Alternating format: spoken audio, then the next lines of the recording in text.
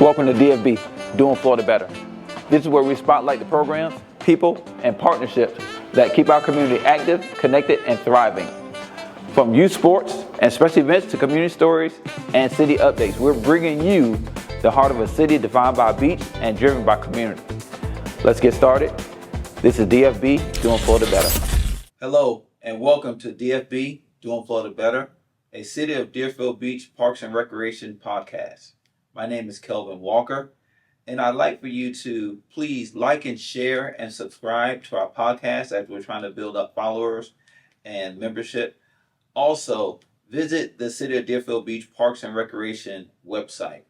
We have plenty of programs, activities, and events that are going on that we'd love for you to be a part of. So please check out our website and come be a part of the exciting things we have in the City of Deerfield Beach. Today, I have a young man that's joining me that works in the shadows, but his work shines bright in our city. Mr. Joel Smith, the president and CEO of Deerfield Beach Community Cares. Welcome, and thank you for joining us this morning.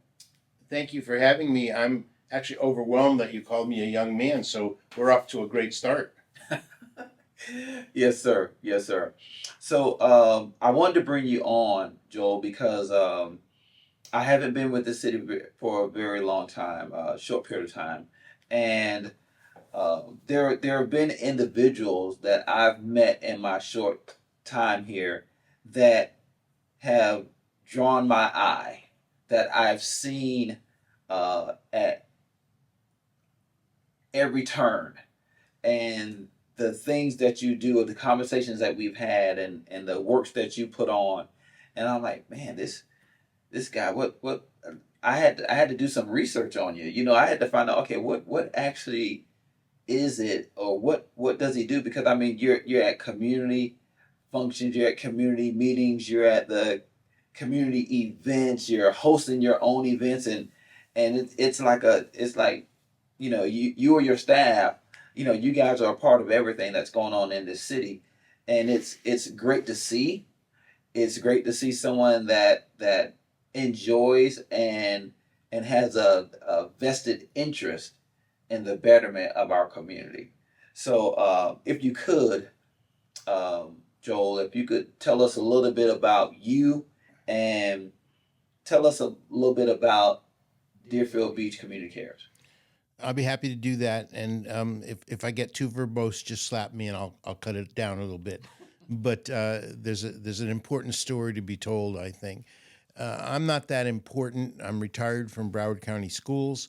I was the director of dropout prevention for Broward County, and my whole career, or lack of career, however you might describe it, has been about the fragile people in our world. I've been honored to be a funder in Broward County as a member of the Children's Services Board. So not only did I see the education side, but the real impact of trauma and life issues for our communities. So 6 years ago, Deerfield Beach lost 2 young adults to death by suicide by train. And I was very frustrated by my vision of how we respond to people's trauma. And I started to come to Deerfield Beach. I did not live in Deerfield Beach, lived in Pembroke Pines, and started to come to Deerfield Beach and just talk to people. And one of the comments you made is I think really important to me about how present we are, because early on in my career, or at least in my vision of how I wanted the world to look, is an understanding that people don't care what you know until they know that you care. And one of the critical ways that they know that you care is that you don't do drive-bys. You're present, you're engaged, you're touchable. And so after the 2 young adults took their life, I had the great good fortune to be at the right time, right place at the right time, and I was able to put together a little bit of money to create Deerfield Beach Community Cares. And I created this organization based on 5 principles, and I am a holy terror about maintaining these 5 principles. But the first one really is nothing about us without us. And that's what that means is, and what makes Deerfield Beach Community Cares so unique and different is that we are not issue-based. We're place-based. And what that means is, and I'm not demeaning any organization that is issue-based, but I didn't come here saying, I'm smarter than anybody else, or I can fix anybody else. I can't fix myself, but I can create a climate where we listen to people and address what they feel are their needs. So often in the helping professions, we think we know what's right for people because of our experience and our education and all of those things. But we need to take the time to listen to the people. People know what their challenges are, and we need to be respectful of those challenges and that understanding. The second value to my organization, or pillar, if you will, is the point of understanding system of care. So many of our folks are multi-systemically involved, and the systems don't necessarily talk to each other. And the rules for the systems may be different. So I may be involved in a system here and doing exactly what I'm supposed to do and be behaving in the same way in another system and not meeting those rules. So part of our vision was not warm handoffs, but kicking doors down, because so many of our families are traumatized by the processes, one, that they're living with, and two, how to get the help to address those things, if they're ready for the help. So it's about finding ways to help them get through that doorway to get the help they need. The third piece, which is critical, they're all critical to me, but is a concept called wraparound. And what that basically means is to respect the dignity of the family, to respect the fact that they're doing the best they can.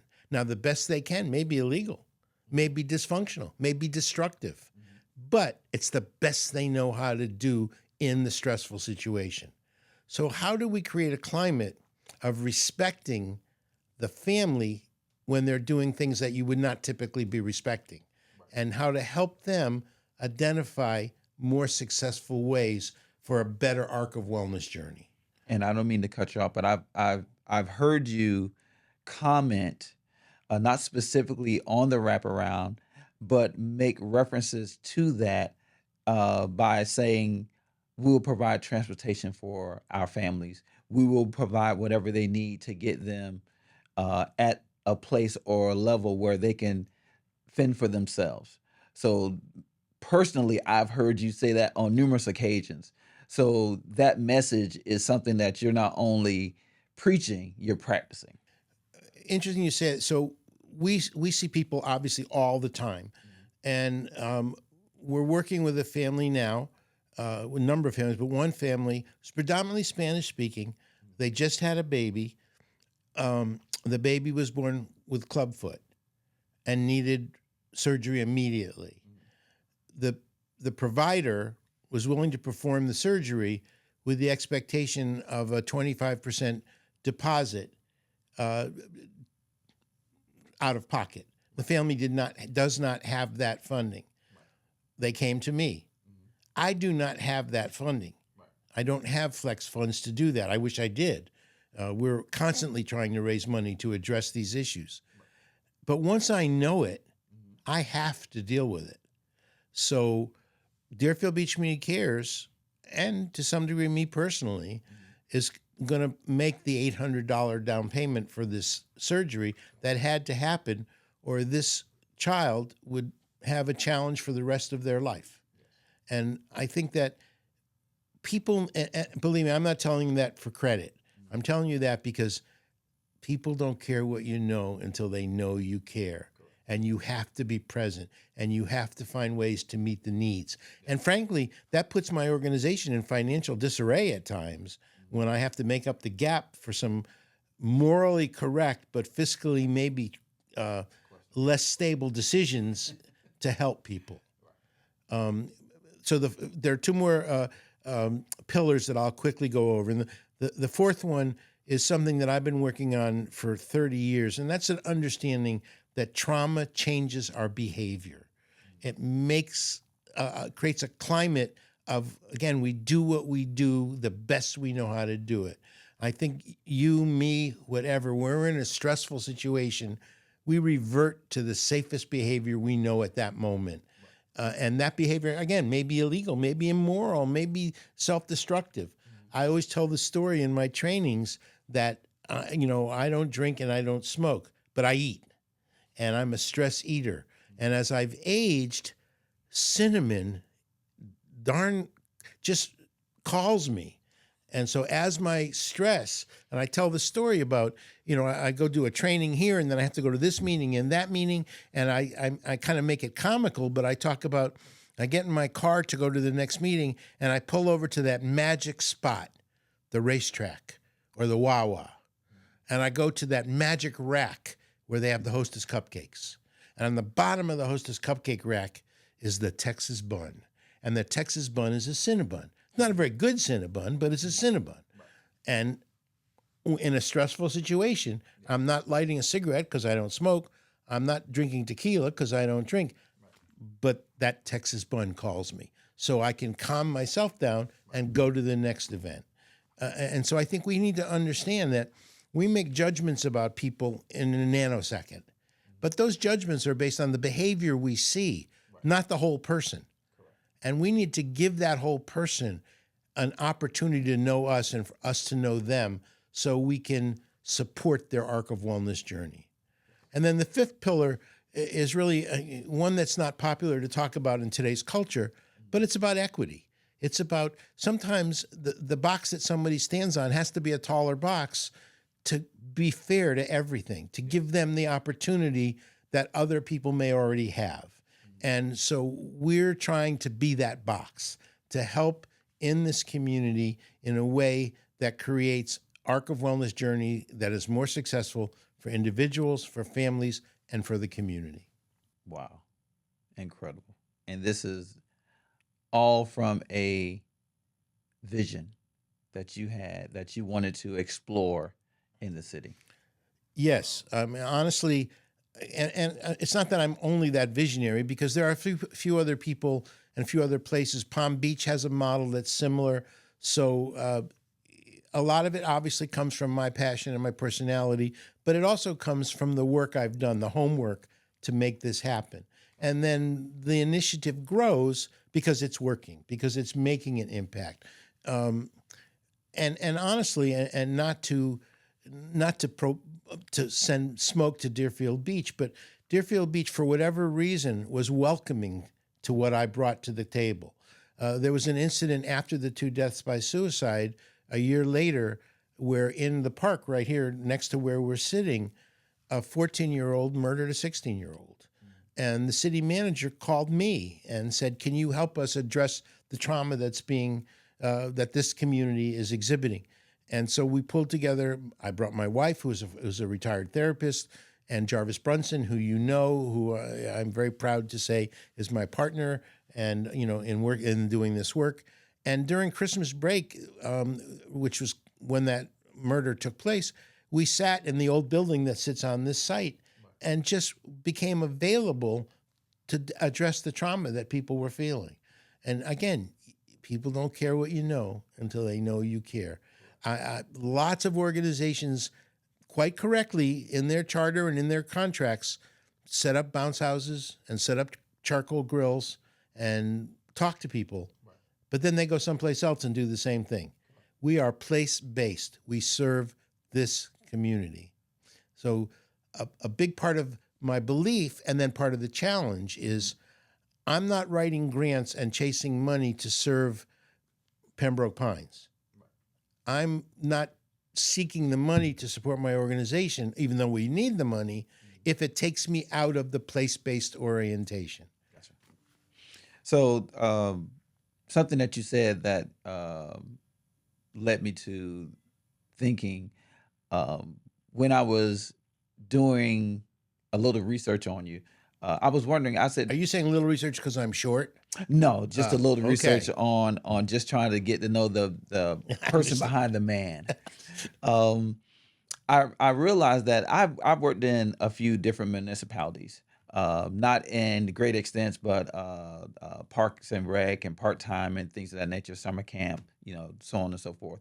But I've never seen or heard of an organization like yours until I came to the city of Deerfield Beach. You said Palm Beach has something similar to what you're doing.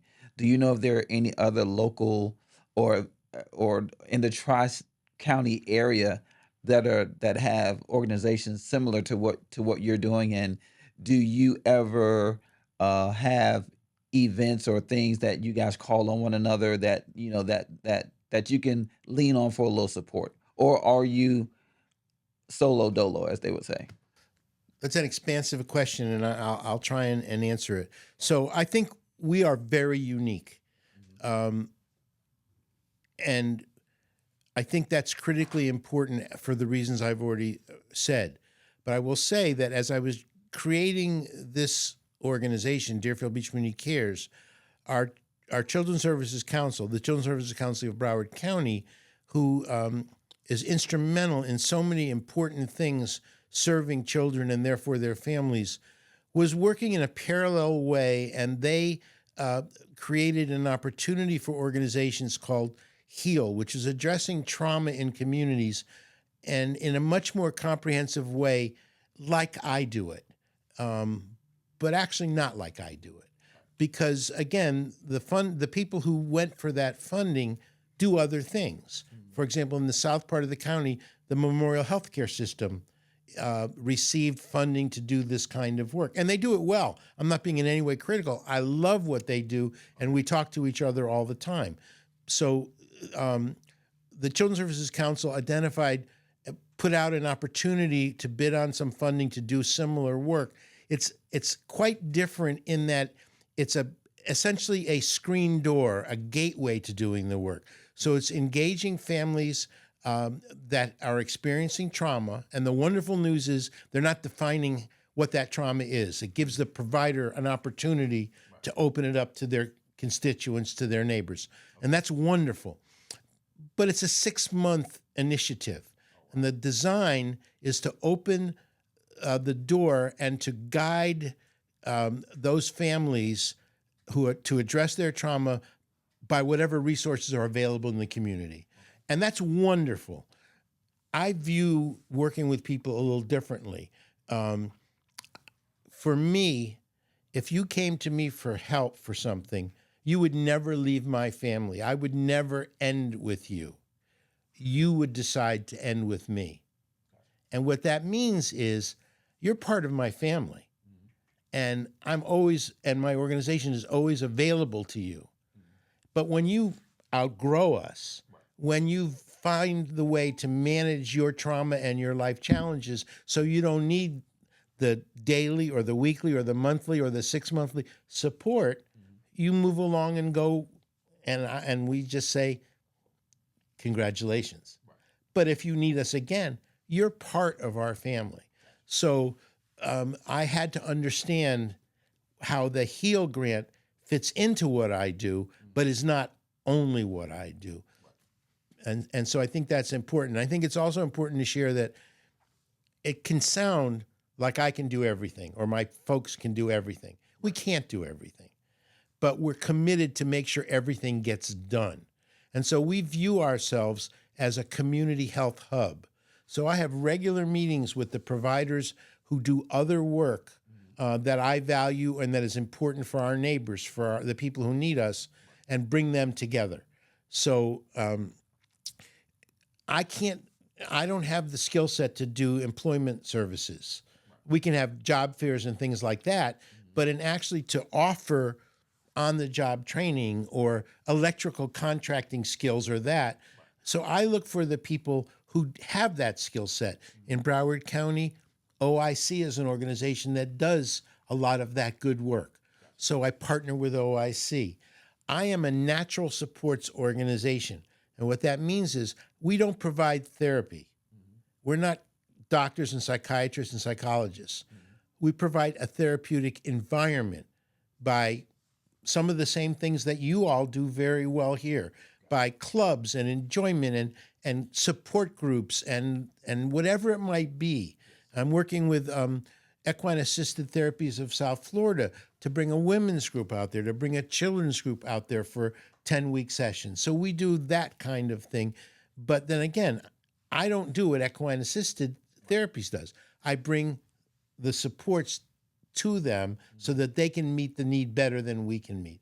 So it's, I have a very strong relationship with the South Florida Wellness Network, which is peer supports for social emotional illness and substance abuse, the Flight Center for teens aging out, our Department of Juvenile Justice.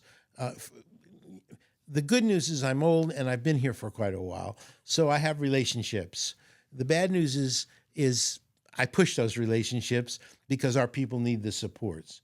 And I think one of the things that's a subsequent or a side benefit from Deerfield Beach Community Cares is because we're so different and unique, we don't have all the rules that everyone has. Right. We want to try things. We want to create experiences for people that are unique. So when I talk to a provider about something like OIC, who brings this service to them, I'll go to them and I'll say, there's something in your organization you really want to try for people. You want to do this, and there's been a barrier. Right. There's been a funding barrier. There's been a location barrier. There's been a staffing barrier. There's been something where you really think this is the right thing to do and you haven't been able to do it. Mm-hmm. Let's do it.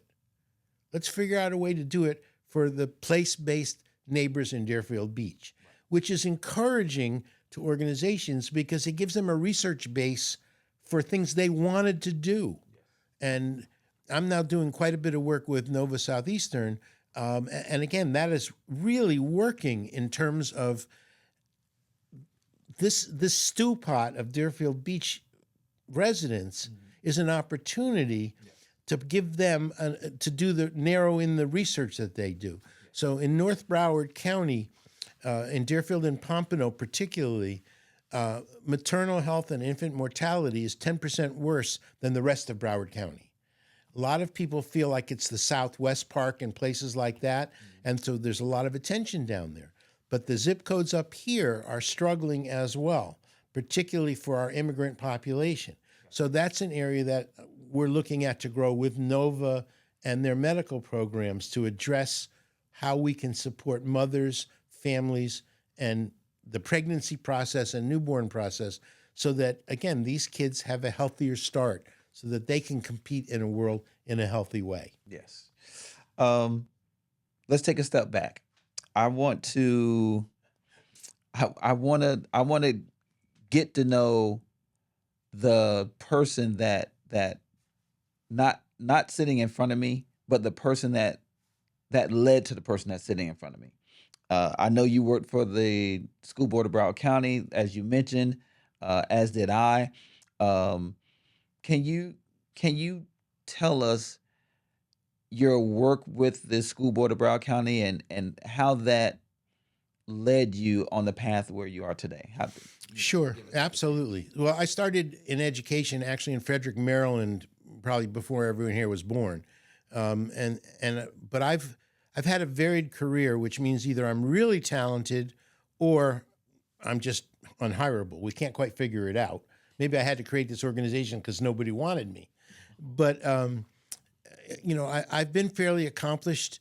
I ran an alternative program in Maryland. It was the first one in Frederick County, which is a pillow community of Baltimore and Washington. I was appointed to be a representative of Frederick County on the Governor's Commission on Children and Youth. So I've had a voice in these issues for a very long time. When I left public education, I ran a drug treatment program, so I've had some experience, some significant experience in the world of recovery and substance abuse.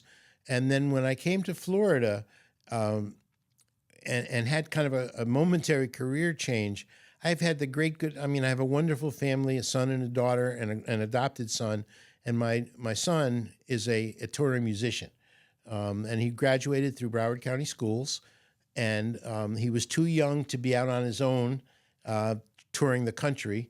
So I basically stopped what I was doing for almost 2 years and traveled with him in his band so that he could be a prodigy young musician.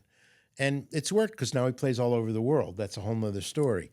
But when I was home, I don't sit still very well. So I started to substitute teach in Broward County schools And plus, like obviously, like any family, I needed the money.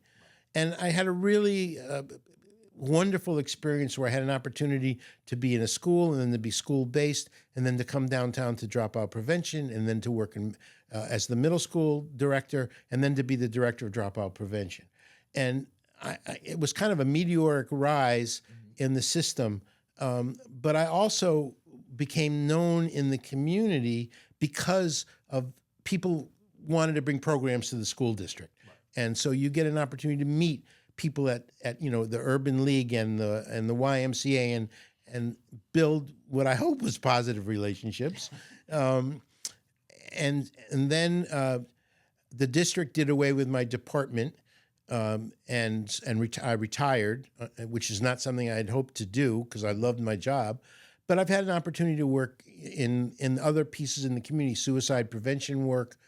And so I've had an opportunity to provide, it's like points of stars coming together to understand the educational, and I am an absolute advocate of public education.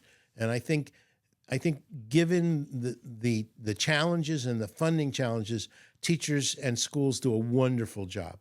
And I'm committed in our community on several school advisory council teams and supports because, again, it's a system of care.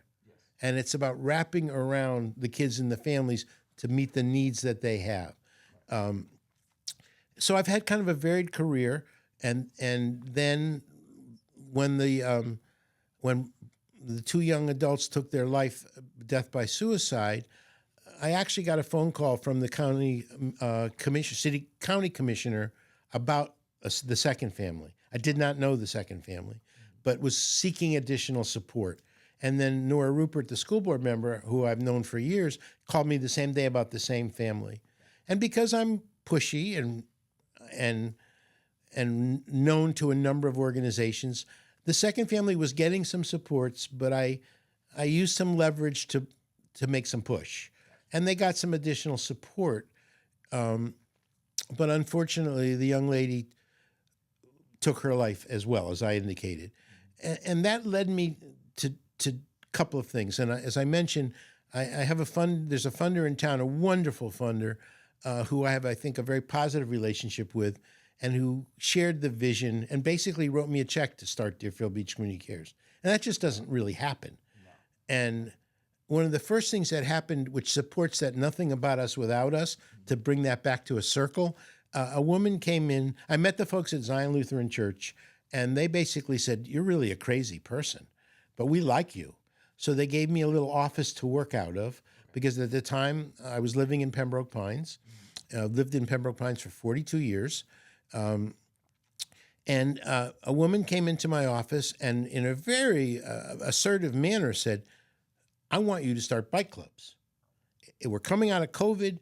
Our kids need social emotional development. They need physical activity. It was great for my son. I want you to do this." And I said, "Well, it's just me. It's a great idea. Is there a community of people that would help me put this together?" And she had a little team, and we had some meetings, and it didn't evolve as quickly as I would have liked it to, or she would have liked it to. And by this time, I had my first memo of understanding with the city of Deerfield Beach, and I went to who was the city manager at that point. I said, "I have this great idea. We want to create bike clubs, great for kids." And they said, "This is great. We'd love to have you do it." I said, "I need a place." They said, "Where do you want to do it?" I said, "Well, how about the track at the aquatic park?" They said, "Fine, it's yours between 10 and 12. No one else can use it." I said, Great. On Saturdays, by the way. Right. I said, "I don't have a place to put the bikes." I didn't really have any bikes at the point. Right. But they said, "What do you need?" I said, "Well, I know you have some storage containers. Can I use one of the storage containers?" They said, "Great." I said, "Well, will you move it for me?" They said, "Great." It's been a wonderful partnership. Right. And so then I had the infrastructure without the resources. Right. So because I was a member of the Florida Initiative for Suicide Prevention and the Suicide Prevention Coalition in Broward County, some money had come down from the state that had not been appropriated, and I was aware of this. Mm-hmm. So I wrote a letter just saying I'd like $75,000. Right. And they said, "Why?" No, they didn't say why. They said no. And I said, "Why?" And they said, "Well, I want to start the bike club. I want to do all this stuff." And they said, well, we're going to give you $50,000. Now, again, it's not that I'm cute. They had the money. They hadn't parked it anywhere. And it was a good idea. So I was able to start the bike club because of the community. And we've now, in the 4 years, have had 8 different subsections of the bike club where there's at least 150 kids who have gone through the 8-week sessions, who have learned about bike safety, which, do they care about that? Maybe not, but they learned it. Our BSO was involved doing bike rodeos, so forth. They learned bike repair, how to fix a tire with a butter knife, and then they rode obstacle courses, field trip to a BMX park, and at the end of the 8 weeks, they learned a pledge about being anti-drug, social, emotional things, and at the end of the 8 weeks, I had the funding, and I bought them each a bike and a helmet. And it was a choice bike, so they could pick their color. It wasn't just we brought bikes and you pick the one. Right. They actually had the dignity of picking their bike. And I learned many things from that, because the first session, we thought mamas were going to be overjoyed. They were just going to dump those kids on us, go to public, get their hair done, whatever they needed to do. Well, a number of the mothers stayed and helped with snack and all of that. And we had enough of the used bikes that we were doing that some of the mothers started to ride. And some of the mothers wanted to continue to ride but didn't have a bike. So at the beginning, I had enough money, and I bought 6 mothers' bikes as well. Again, to create family development, family cohesiveness, family health, so they could ride with their kids. Yes. And then one of the mothers had 3 special needs neurodiverse kids. Okay. One of them was a young adult, a female young adult, incredibly neurodiverse, nonverbal, no sense of balance, but a lovely young woman. And she wanted to ride, but she had no sense of balance. Gotcha. So we bought her a 3-wheeler so she could participate. So again, it's about finding solutions to human problems that make their arc of wellness journey more successful. Perfect.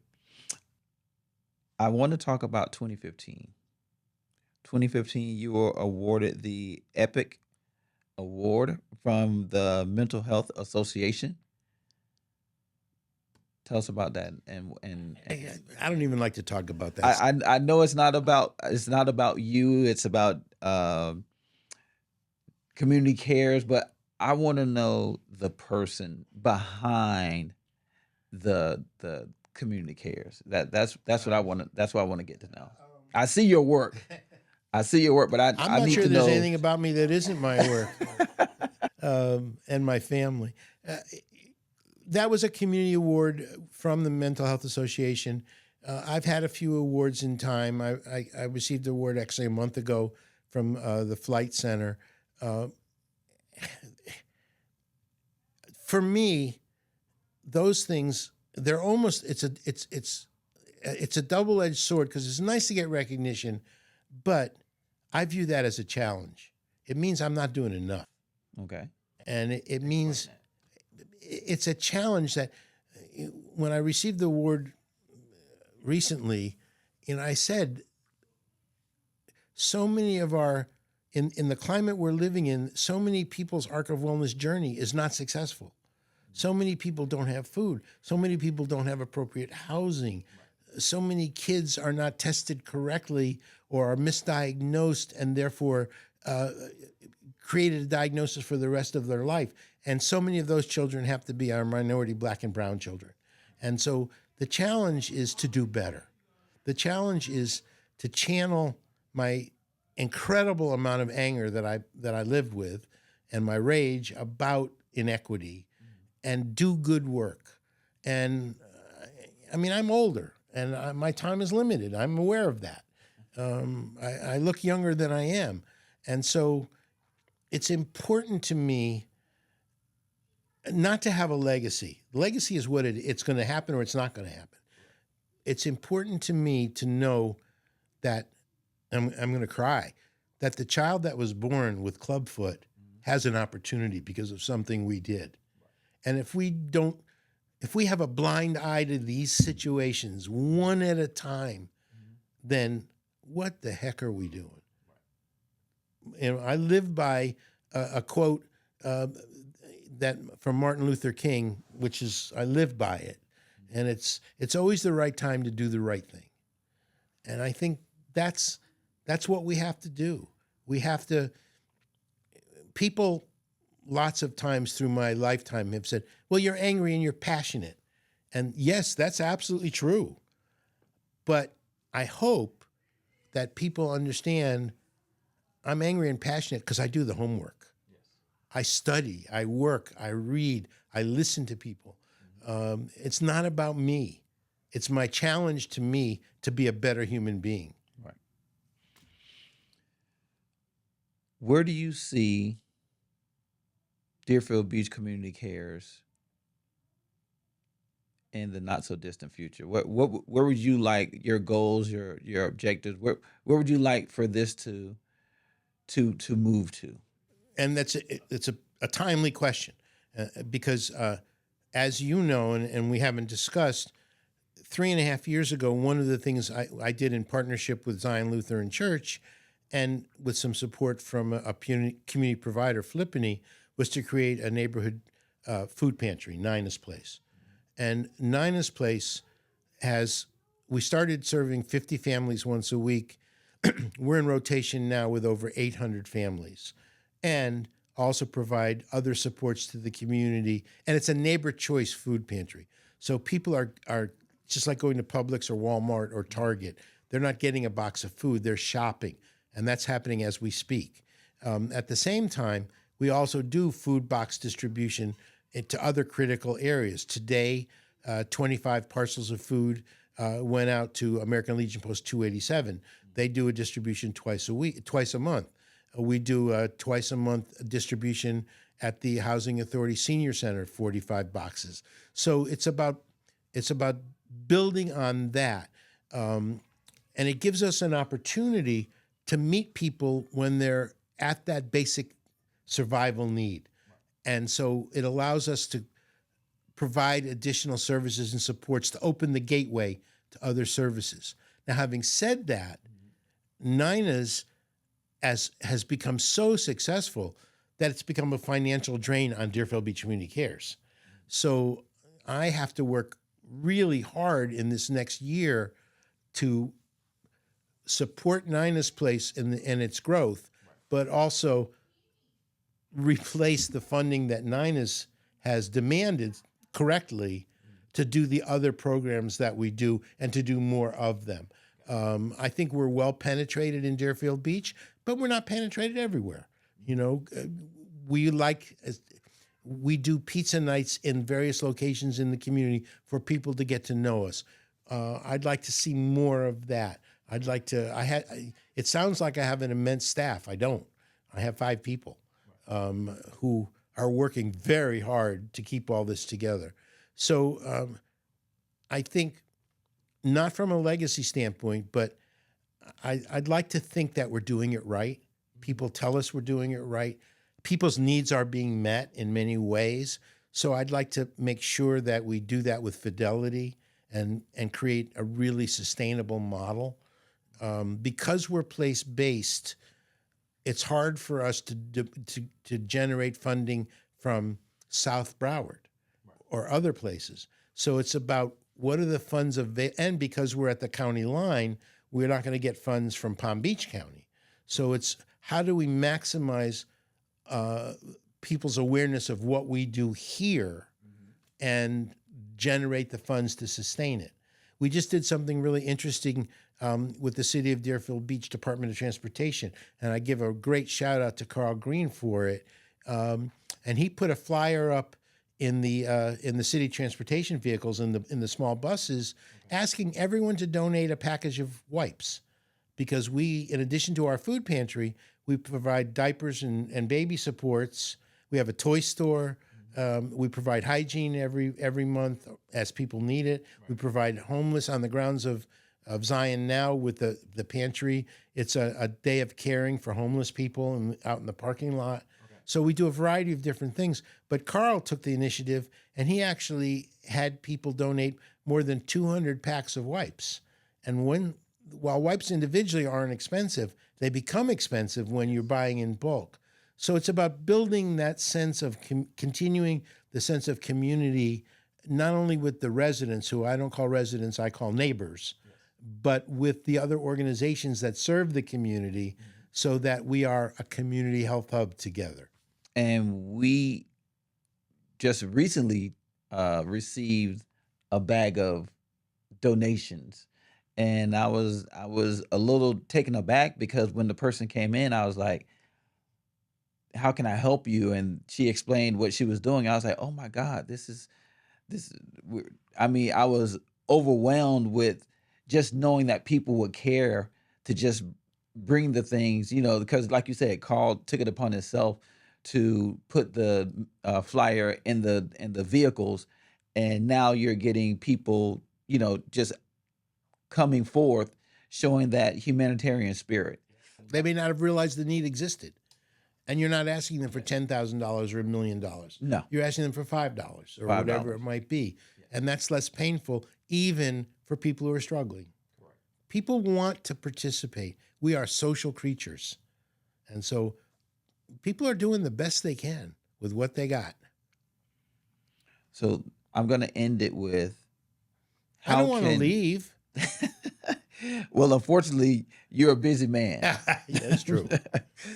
But I do want to ask you, how can the community support Deerfield Beach, Community Cares, support what you have going on with your different organizations and events and things of that nature? How can we support, the causes that you have going on, and where can we find more information about your organization? Some fairly simple answers. First of all, you can reach out to me.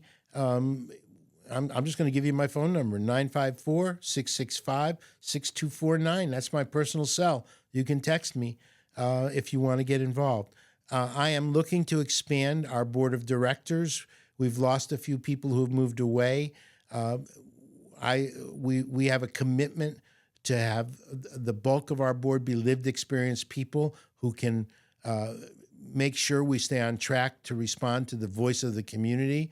But we also would like to round out with some professionals who can help us raise money to do more work.